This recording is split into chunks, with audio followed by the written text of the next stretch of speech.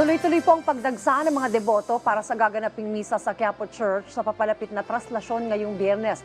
Habang mahigpit ang pagbabantay po ng Philippine National Police at Philippine Coast Guard para tiyakin ang seguridad ng daloy ng mga tao na lalahok sa aktibidad. Ang detalye mula kay Vel Custodio. Galing pang Batangas ang 70 anyos sa Siginang Mirla na nagsimba sa Minor Basilica and National Shrine of Jesus Nazareno o Quiapo Church sa Maynila. Malaki ang pasasalamat niya sa Panginoon dahil tinulungan siya na malampasan ang mga pagsubok na hinarap niya bilang isang solo parent. Habang malakas pa ang aking tuhod, pupunta ko sa kanya dahil maraming biyaya talagang binigay sa akin dito. Pasalamat ako sa kanya lagi, mga pagsubok na binibigay, tinatanggap lagi. Dahil binabalik din naman niya. Sinubukan lang na tayo niya kung paano natin nagmamahal ng totoo sa kanya. Mula naman sa Hagonoy, Bulacan, dumayo ang pamilya ni Coronel sa simbahan ng Quiapo.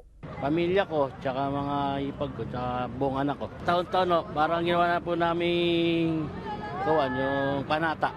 Tuwing birthday ng asawa ko, tsaka birthday ko, halos kasi kalapit na ng kapistanan ng Nazareno.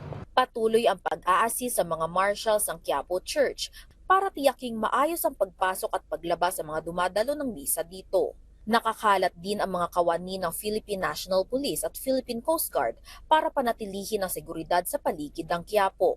Lalo na't inaasahang patuloy na dadagsa ang mga dumadalo sa aktibidad ng simbahan habang papalapit ang traslasyon sa Biyernes. Naghahanda na rin ang mga barangay sa Quiapo para sa darating na traslasyon. A lot of yung mga barangay officials natin dito sa Quiapo are already preparing. Kahapon lang po nagko-conduct na ng mga flushing para sa mga kalye, nagre-repaint na rin po yung mga ibang barangay.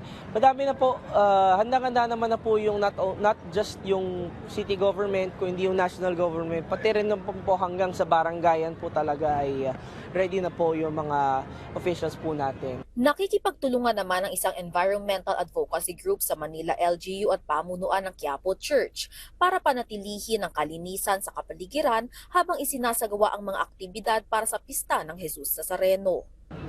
Meron po kaming gagawin sa January 9 na during the pahalik sa Luneta ay meron po kaming part po namang maging bahagi kami ng clean up.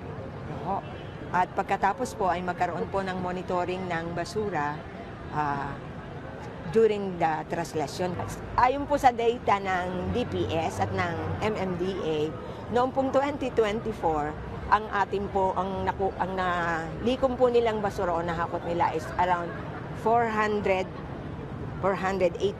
na metric tons. At nito pong 2025, munti po yan ng konti, 368 metric tons ang kanila pong na likom o na hakot na basura. Ibig sabihin, mayroong pagbabago na siguro dahil nga patuloy ang pangangampanya ay ng EcoWaste at ng iba't ibang mga ahensya ng gobyerno. Sana ay iwasan natin at magbawas ng lilikaing basura during the traslasyon.